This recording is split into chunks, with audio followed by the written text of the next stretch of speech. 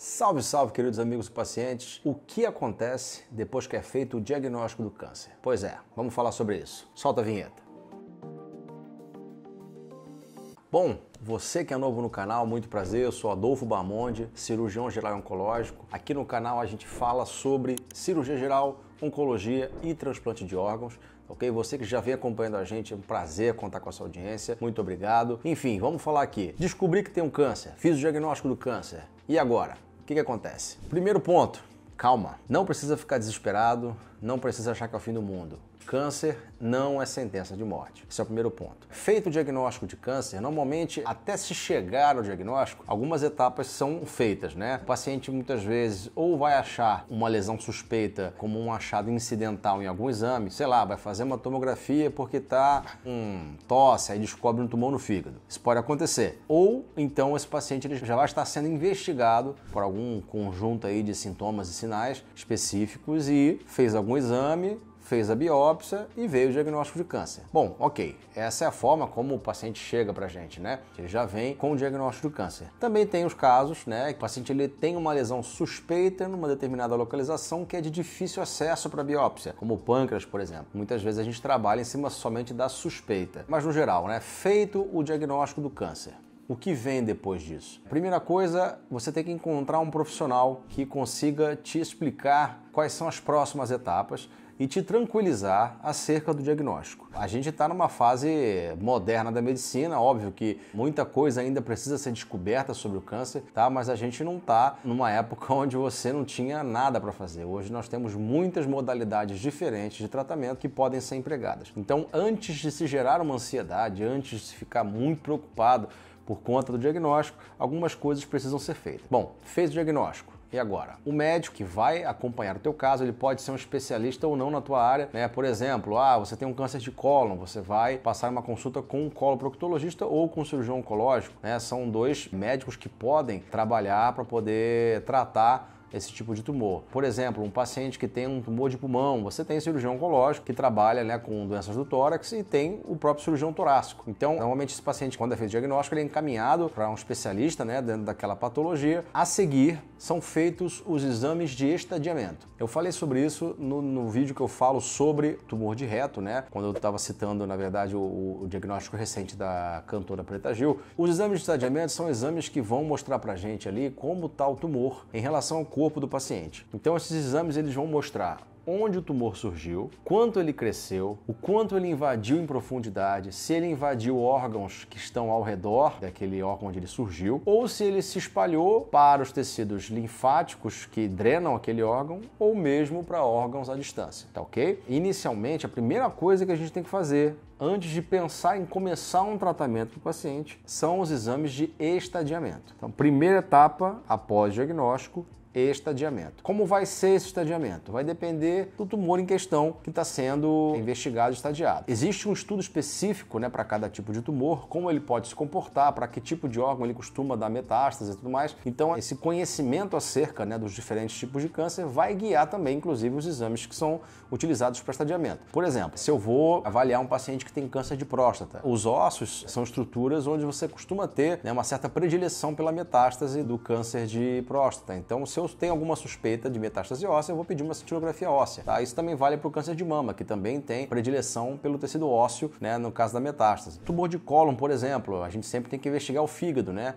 Que costuma ser o primeiro sítio de metástase. E também pode ter o pulmão, então a gente utiliza a tomografia de tórax e abdômen como exame de estadiamento. Então cabe ao médico que vai estar fazendo a tua assistência fazer essa observação contigo, de quais são os exames que você precisa fazer para poder esclarecer de fato qual é o estadiamento. Isso também envolve, né, a dosagem dos marcadores tumorais, seja no sangue, seja na urina. Cada tumor vai ter a sua peculiaridade, tá bom? Então cabe ao especialista que vai estar te acompanhando fazer essa avaliação contigo e te explicar passo a passo quais são os exames e quais são as prioridades que você vai ter que ter nessa fase do estadiamento. Fez o estadiamento, baseado nos exames que você vai fazer, como eu já tinha falado, exame físico, exame de imagem, exames laboratoriais, tudo mais, você vai sentar com o médico que vai te tratar e vai estabelecer com ele um plano de tratamento. Na verdade, você precisa ser esclarecido a respeito das possibilidades de tratamento. Quais são os tratamentos disponíveis para o tipo de tumor que você está apresentando e para o estadiamento que você está apresentando. Então, dependendo do tipo de tumor, você está aqui, por exemplo, um câncer de colo de útero.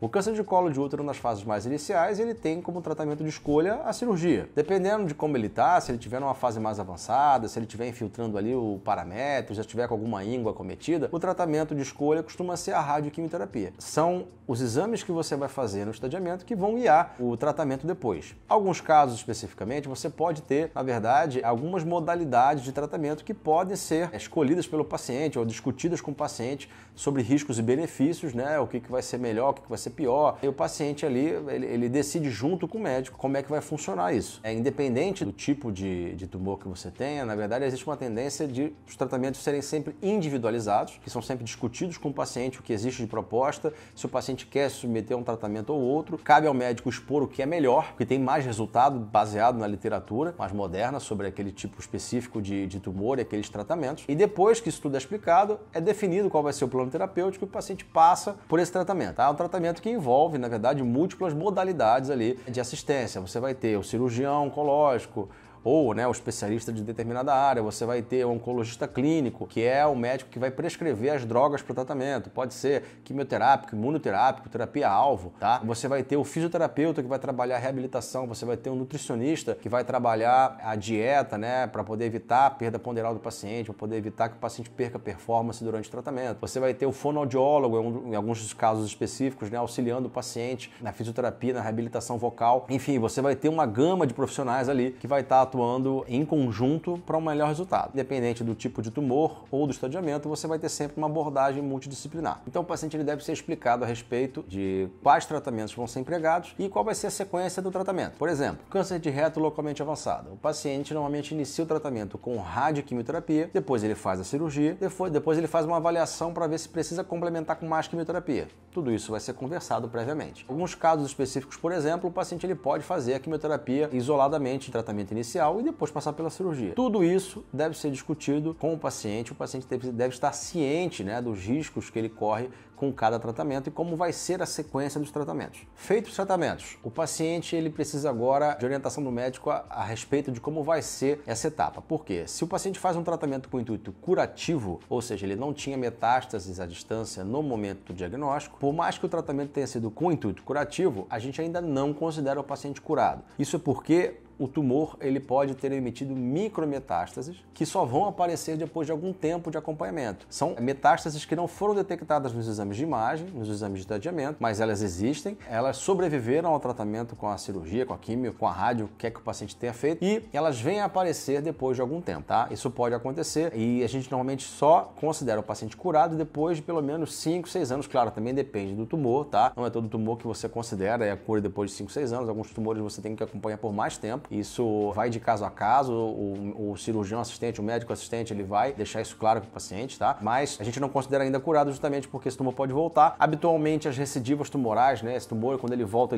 nos 2 primeiros anos, na grande maioria das vezes é assim, mas ele também pode voltar ali depois de 3, 4, 5, às vezes até 10 anos, ele pode dar uma recidiva, tá bom? Então esse acompanhamento ele é extremamente necessário. Após esse tempo todo, se não tem nenhum sinal de que o tumor voltou, aí sim a gente pode considerar o paciente curado. Até lá, a gente precisa fazer esse acompanhamento, tá bom? É outra coisa importante, o paciente que tem a recidiva vai depender do volume de doença, ou seja, de quantas lesões ele vai ter, se é mais de um órgão, se for no mesmo órgão, por exemplo, no caso pulmão, se foi dos 2 lados, se é mais de um lobo pulmonar, tudo isso é levado em consideração na hora de pensar num tratamento, num paciente que apresenta recidiva, tá? Isso é caso a caso, isso é sempre individualizado. Então é basicamente isso. Existem muitas etapas que o paciente tem que enfrentar até saber como vai ser o desfecho do caso dele. Não existe motivo para ter pânico, não existe motivo para ficar ansioso. Tudo tem que ser muito esclarecido com o tempo e as etapas precisam ser seguidas à risca para que o paciente tenha o melhor resultado possível. Espero que tenham entendido, espero que tenham gostado. Não esquece de clicar no like, se inscrever no canal, compartilhar esse vídeo com quem você acha que pode se beneficiar desse conteúdo. Muito obrigado e até o próximo vídeo.